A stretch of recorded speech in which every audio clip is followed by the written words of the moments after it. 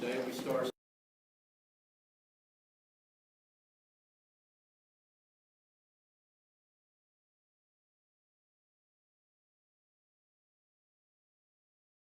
back in September, October. I was driving back from Lynchburg from a conference, and God really just convicted me about evangelism, or really the lack thereof, in the life of our church, in my own personal life, and instructed us to have a series on evangelism. So I came home and I started in Matthew and went through the book of Acts and wrote down these 43 titles, scriptures that focus in the area of evangelism, and that's what we're going to look at. You see, when we sing about going to heaven, how many of you believe that if you were to die right now, you'd go to heaven?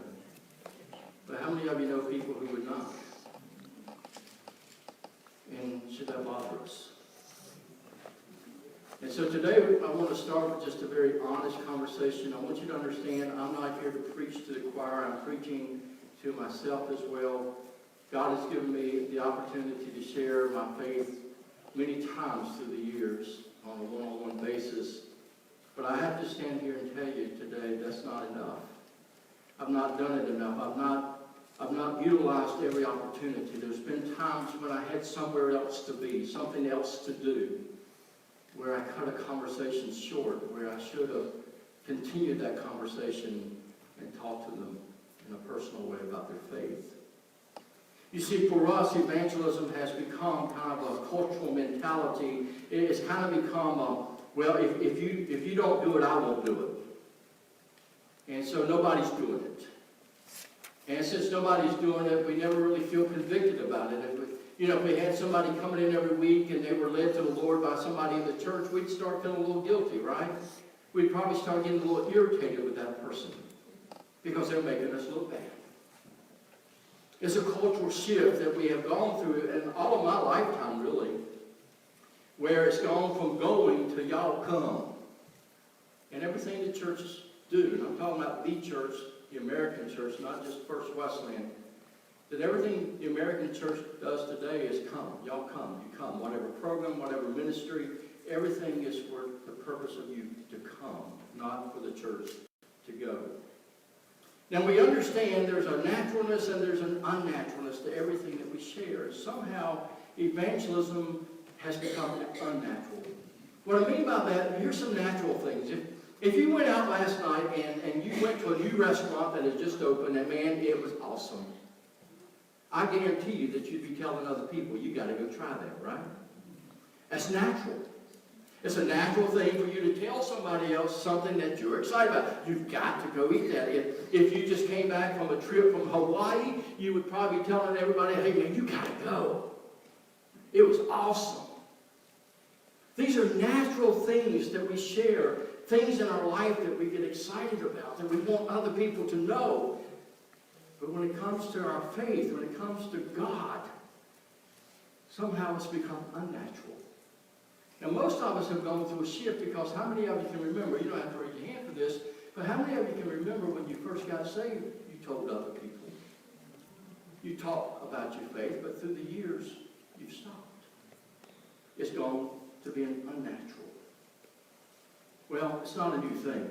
In doing a little bit of research on evangelism, I found, of course, that during the Middle Ages, what we know as the Dark Ages in church history, that really this whole thing of evangelism became extinct. It was not even something to be heard of. If you go back and look through the Dark Ages, the only evangelism that you could see was the Holy Crusades, which was the purpose of reclaiming land that had been taken by the Muslims. And that was really the only evangelism that took place. It was never even mentioned. And then you come into the 1500s, into the Reformation period, and it's not until the 1600s that you hear the word Great Commission. And maybe somebody else shared it, somebody else used it, but the first one to ever write the term that we know of, Great Commission, is an Austrian by the name of Baron von Welz. And as he read the Bible, he began to believe that this was the Great Commission, that every believer had the responsibility to share their faith with other people. And it relit the fires of evangelism. But it was still a slow go. Now, this is hard to believe, but you go into 1773, William Carey, one of my favorite missionary stories. William Carey is known as the father of modern missions. He became a missionary to India, but what made him the father of modern missions, he was the first to kind of organize an organization to raise money to send forth missionaries. And so among the Baptists in England, he began that, but man, it was a tough go. He was a young minister with this on his heart. He went to a Baptist ministers meeting there in England, and he was told by one of the old preachers these exact words: "Sit down, young man. You're just an enthusiast. If God wants the heathen to be converted, he will do it without your help or mine." He was preaching in the congregation. The congregation was good. They didn't boo him. They didn't throw nothing at him. They just all got up and walked out while he was preaching about evangelism. You see, today in our thought, missions is so ingrained that we can't even imagine that, but that was resistance to even going and sending forth missionaries. So I want you to take your Bible and go with me today to start with Acts chapter 2. And I want to talk about natural. What is natural? What is unnatural? And I want us to look at the early church. And in chapter 2, verse 42-47, Pentecost has come. Peter gets up after being filled with the Spirit, and he gives what we know to be the first sermon. It's not that impressive of a sermon. It's kind of a summary of everything that he knew, but it was one of the most impactful messages ever preached. Because when he finished preaching, 3,000 people prayed to receive Jesus Christ as their Messiah. Now, these were all Jews. There's not a Gentile among them. These were all Jews that have come for the Passover. So these were all Jews that have known about the Messiah coming, and what Peter has just preached, the Messiah has come. And so they have believed that Jesus is the Messiah and transferred their faith to him. They've never gone to Sunday school class. They've never had a church service. They've never gone to a seminar. They've never done any of these things, but I want you to look at what naturally occurs. Down in verse 42. They devoted themselves to the apostles' teaching and to fellowship, to the breaking of bread and to prayer. Everyone was filled with awe as the many wonders and signs performed by the apostles. All the believers were together and had everything in common. They sold extra property and possessions to give to anyone who had a need among the church. And every day they continued to meet together. Did y'all catch that? Every day. You say, God help them, right? Every day they continued to meet together in the temple courts. They broke bread in their homes and they ate together with glad and sincere hearts, praising God and enjoying the favor of all the people. And the Lord added to the number daily those who were being saved. Now, in this, you see 5 things that naturally occur that sets the foundation of what the church is supposed to do. 5 things that the church is supposed to do, the church is supposed to be about. Number 1, obviously, would be a 6th one, but assembly. When we're told that Jesus said, I will build my church, ecclesia, the gathering, the assembly of the elect. That we're together, not to forsake the assembling of ourselves together, according to Hebrews. But these 5 things is what you gather to do. Number 1, worship and praise. They came together to worship. They came together to praise God together. Obviously, something they could have stayed and done in their homes, right? But no, this was part of what the church was going to become, that we together are going to come and join our hearts in singing and in prayer and praising and worshiping Jesus Christ and God the Father. Secondly, discipleship. We see where the apostles began to teach them, because here they are, new believers, and really know very little about Jesus. And so the apostles come in and they begin to teach them all the different things that Jesus had taught. So discipleship, that they're becoming students and pupils of what the word means, discipleship, and they're becoming followers of Jesus Christ. Fellowship and community. Now for us today, we normally think of fellowship as eating, right? But this was true community. We see that they came together and they saw that there were some needs amongst them in their midst, and they began to sell off extra properties and stuff to help meet the needs. Don't ever misinterpret this. This doesn't mean everybody sold what they had and they went into some type of communal contract. It meant that people sold extra stuff and they began to share this with people who had a need. There was true community. They continued to meet together, pray together, worship together. 4th one, ministry. It's amazing to go back and look at early church history and see what these new believers began to do. They began to realize they had neighbors that needed food. And so they were taking food. Some of them realized that they had a neighbor who was sick, and so they would go over to the caretaker and say, look, you go take a couple hours off, I'll stay with them. And they just began to find the ways to do ministry outside the church, not start ministries in the church, but how to go outside the church and start doing ministry. You move down to Acts chapter 6, they started ministry, what we would call a soup kitchen, to the widows. And the sixth thing is the fifth thing is evangelism. They began to share their faith. Notice what it says. Daily, what was happening? People were being saved. Daily, people were being added to this church. Well, you've heard me preach this if you've been around a while, that you cannot find a church in America that does all five things. I'll say that again. You cannot find a church in America that does all five things. Doesn't happen. I don't care how big the church is. I don't care if that church has 20,000 people attending it this weekend. I guarantee if you do the research, they do not do these five things. They may do two or three, but I've never seen a church that does all five things intentionally. And I've been to some of the biggest churches in America. I've been a student of church growth for 30 years. It does not exist. In fact, the church growth movement that has been taught over the last 30 years has taught churches, every new church that starts, it teaches you find two things to do and do it well. And that's why you find most churches, all they have is a worship service and a children's church. And that's it. They have no other ministry going on. Just those two things. So when you really think about it, now if you can find one you know that has all five, please let me know, because I would love to go visit it. When it comes to evangelism, you and I need to understand something.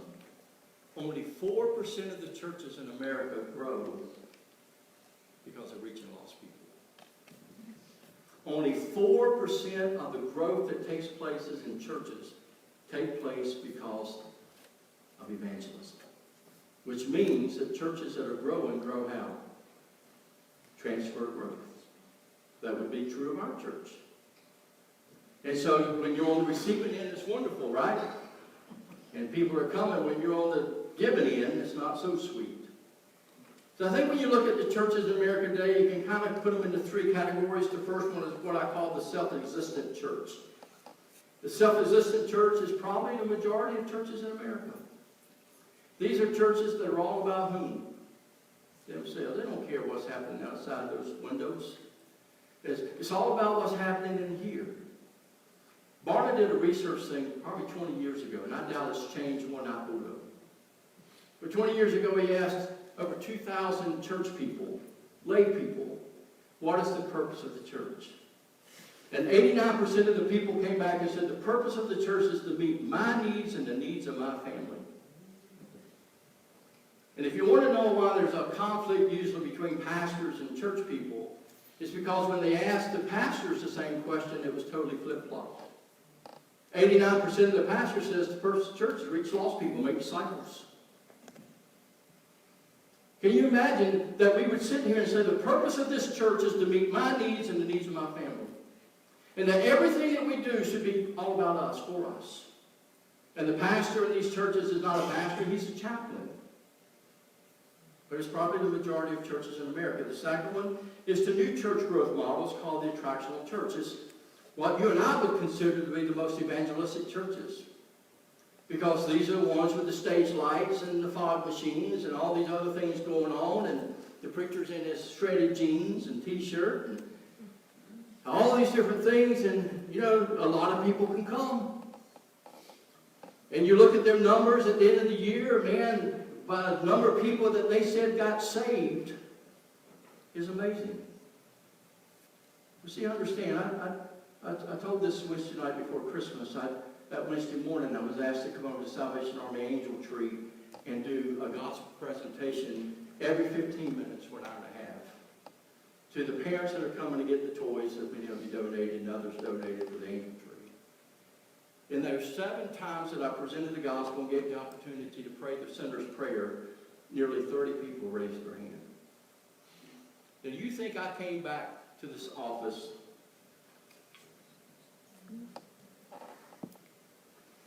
I think I dropped this thing one time too many. Do you think that I came back to the office and really, truly believed that 30 people truly, sincerely prayed the sinner's prayer? I came back believing that 4 or 5 of those probably were true commitments. You see, half the people who pray a prayer cannot be found 6 months later. But that's the model. And the third model would be the discipling church. And this is what First Wesleyan Church is. Our church has been about for years, can you turn this down a little bit? Has been for years focused on discipleship. The problem with that is only really in one stand. And that is that we produce a lot of people who know a lot of stuff. But when it comes to evangelism, we don't do any better than anybody else, right? So we know more than other people, we just don't do any more than other people. So how are we going to change that? So let me call your attention to Matthew chapter 28, verse 19 and 20. You and I know this is the Great Commission, or what might today best be called the Great Omission. This is the last words that Jesus spoke before leaving to go into heaven. You will find similar words in Acts chapter 1, verse 8, before he ascends into heaven. Now let me read it, and then I'm going to ask you a question to begin with. Therefore, go and make disciples of all nations, baptizing them in the name of the Father, Son, and the Holy Ghost, and teaching them to obey everything which I have commanded you. And surely I am with you always to the very end of the age. Now here's the first question that you and I have to answer. Is this a command of Jesus?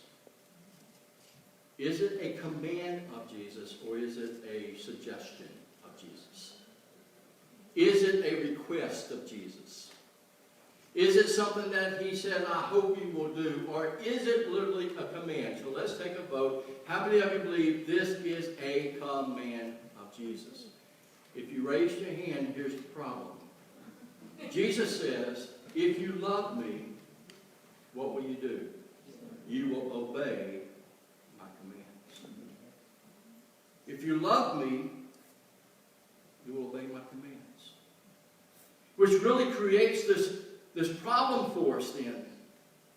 Because what Jesus is telling us in this commission is the command is given under his authority. By his authority is how it begins. All authority in heaven and on earth has been given to me.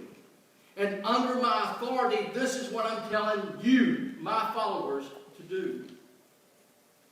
It breaks into 3 things. Number 1, go. You know what the Greek word for go means? Go. We all know it, go, right? But it is in the present aorist tense, which means it's an ongoing thing. It has no end. We go. Where do we go?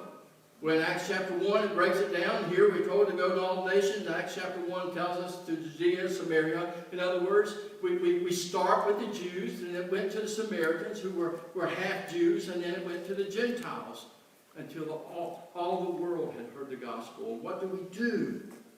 Number 1, there has to be evangelism. You have to win people to Christ. You baptize them in the name of the Father, Son, and the Holy Ghost. So first you kind of reach people and tell them about Jesus and get them to make the commitment to follow Jesus. But that's where a lot of churches stop. But here's the rest of it. You've got to make disciples. You've got to teach them the things of God. You've got to teach them the commands and teach them to obey these teachings. And then they would turn around and they would become reproducers. And they'll reach people for Christ and teach them how to become followers of Jesus Christ. So here's our problem. The problem that we have today is what we know versus what we do. Now, let me ask, how many of you know we're supposed to go? You agree with that statement, raise your hand. But we don't do it. We know it, we just don't do it. Now, Barna's research is true, and that may not be true looking at a specific congregation, but across the board, when he's looked at this study, that they found 90 to 95% of those who profess to be Christians. Remember, these are people who profess to be Christians. 90 to 95% of them, Barna has found that in their lifetime, they have never once shared their faith with another person. And how many of you would say to that, wow? But how many of us are sitting in this room today that's never shared our faith with another person? Some of us work really hard that even when the conversation leans itself to a spiritual change, spiritual conversation, we change the subject. We don't want to go there. And even worse is 80 to 85% of us have never even invited someone to church. Listen, if you won't tell them about Jesus, at least invite them to church that somebody else can. How much easier can it get to simply invite somebody to come to church outside of Noah? I'm not sure if I'll be there Sunday myself. I hate for them to show up and me not be there. 80, 85% of us have never even invited someone to church. So let's talk about sin. There's two types of sin that's mentioned in the Bible. There's the sin of commission. Those are the things that God tells us not to do, that we do. And so that's the sin of commission, but we forget about the sin of omission, like the Great Commission. God tells us to do something and we don't do it. Is that a sin? If you love me, Jesus said, you will obey my commands. So if I'm doing everything else right, I'm pursuing a life pathway of holiness, but yet I'm not sharing my faith, not inviting anyone to church, am I still guilty of the sin of omission? So let me ask you 4 questions here. Why do we not do it? And I'm going to offer to you 4 suggestions, 4 questions. Number 1, do we believe that in the year 2020 people need Jesus? I think a lot of us have bought into this malarkey that all roads lead to heaven. That we bought into this cultural thing that a good person can never go to hell. And so therefore we have concluded, because the people that we love, the people we work with, the people we live next to, and all those type of things, that they're good people, or maybe they believe something, then surely they would go to heaven. But John 14:6, Jesus says, I am the way, the truth, and the life, and no one comes to the Father but through me. Is Jesus a liar? Do we really believe people need Jesus? Secondly, have we convinced ourselves that nobody wants Jesus? I think this is the second sales job. And remember, the Bible tells us that Satan, who's the prince of the earth, by the way, that Satan is a deceiver, right? He's a liar and deceiver. He's a false angel of light. And I think he has masterminded a great sales job among the church. And I think most of us sitting here today would say, you know, I just don't know anybody who really wants to hear about Jesus. And folks, you have bought into a sales job. People want to hear about Jesus because, listen, the younger you are, obviously you don't think too much about eternity, but when you start losing somebody you love, how many of you start thinking about eternity? You start thinking, what happens next? And young people begin to lose parents. They begin to lose grandparents. They begin to have friends that commit suicide, or friends that overdose, or car wrecks, or whatever else takes place. And every time they begin thinking, what happens next? As well as the simple fact that people are missing what they were created for. So everyone's a seeker. But have you convinced yourself that nobody I know wants to hear about Jesus? Thirdly, and fourth one kind of tie together, but have we wrongly reasoned? Let them come. Have you ever been guilty of saying, hey, the doors of this church are open? Which technically right now they're locked. All these people on TV, which is the last thing they need to watch and learn about Jesus. There's the radio stations. There's 200 churches in the Burleson area, 400 plus in Alamance County. They can come, If they really want to know about Jesus, they can come. But that's not how it works. And you know that. People just don't show up. People have to be invited. 85% of the people that still come to a church today come because they're personally invited by a friend or a family member to come. After all these years, that hasn't changed. The fourth one is, have we mistaken giving money for missions? That satisfies our personal responsibility to share the gospel. I'm generous with my money. I wrote a check for missions this morning to the plate, along with my tithes. So does that free me then of the responsibility to share my own faith because I'm giving money for someone else to go do it? We need to answer these questions. So here's how I want to close this morning. Like I said, I'm not just preaching to you, not trying to condemn you. This is as much to me. The only difference is I've had over a 2-month jump on you. That we need to start today before we go with any other of these 42 messages to remain with a healthy dose of honesty, which I think would lead us to a healthy dose of repentance. You see, there's 2 other things I want to point out before we close with that thought. Acts chapter 2, verse 47, going back to that passage. One of the things that happened here that was so important, it says that these new believers had the respect of the non-believers. The new believers had the respect, they had the favor of those people outside the church. So when you look at your life and the way you live your life in front of your co-workers, in front of your family members, in front of your neighbors, when you're playing sports, at the gym, wherever you are, do you have an authentic faith? Now listen, don't mistake authentic faith with perfect. People, only those who want to be the atheist type of idiot that want to debate you expect perfection. You know, the average person has figured out nobody's perfect. So they don't expect Christian perfection. They do expect Christian authenticity. She's the real deal. He's the real deal. She's got something I don't have. He's got something I don't have. Then you start thinking about it, because how many of you passed some of your neighbors coming to church this morning? Or at least your neighbors know you've gone and probably got up and went to church. But do they have that respect? It says that there in Acts chapter 2, verse 47, they enjoyed the favor of the people, and then the very next verse, and daily people kept being added to the church.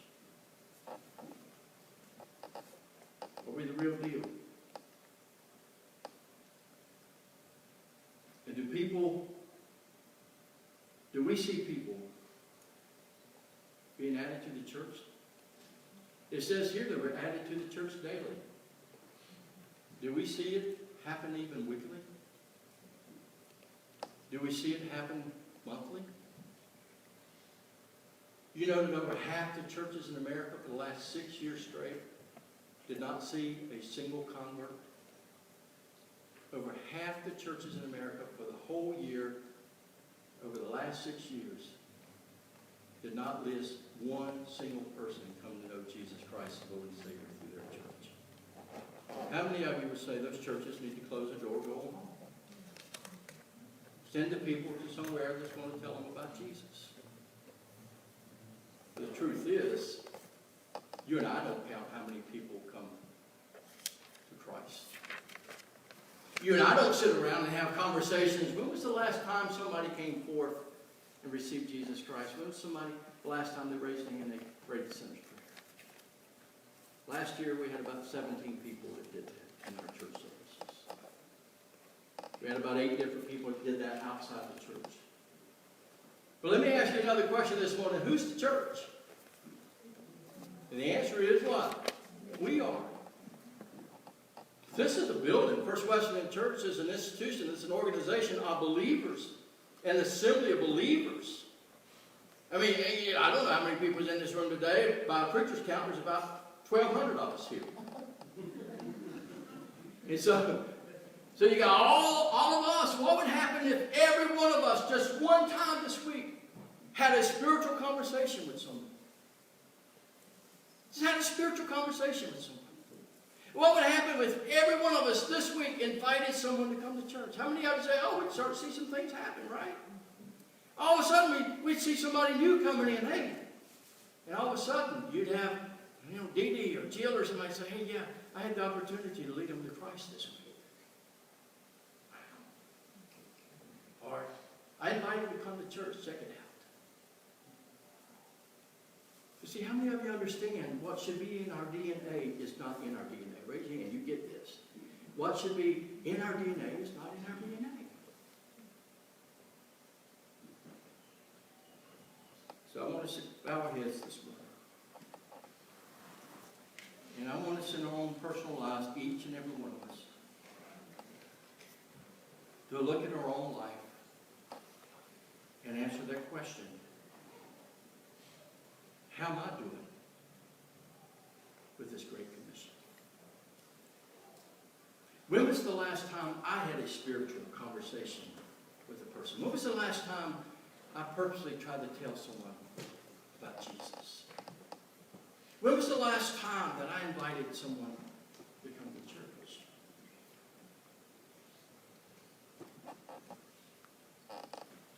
And let me ask you this. How many of you are a little disappointed with your answer? Some of you said, I can't remember when I did that. I can't remember the last time. Some of us might be saying, well, a month ago, 2 months ago, 3 months ago, maybe this past week. But there's those of us here today that can't even say, I don't know when was the last time. So here's the other question. Do you want that to change? Because if you don't, man, this is going to be a long series. We're going to talk so much about evangelism over the next 43 weeks. Actually, be a little longer than that because we'll have Easter and those things that we'll get in there. That you probably want to go out and tell somebody about Jesus and bring them to church just to get me to shut up on the subject. And that's all right, too. But see, I'm here to tell you today, I'm winning people to Christ when I'm not doing it enough. I'm not being intentional enough about sharing my faith with other people on a one-on-one basis. I don't have the intensity that I should have. And every day I come up to this altar to pray. Part of my prayer is, God, give me a greater burden and passion for lost people. Because, see, Christian people should care about what God cares about. And the number one thing that God cares about is people. And the number one thing of people God cares about is lost people. That's why God so loved the world, He sent His Son. Right? So God, help us to care about people the way You care about them. Does it matter how holy we claim to be if we're guilty of the sin of omission? So this is what I want you to do this morning. If you want to see something change,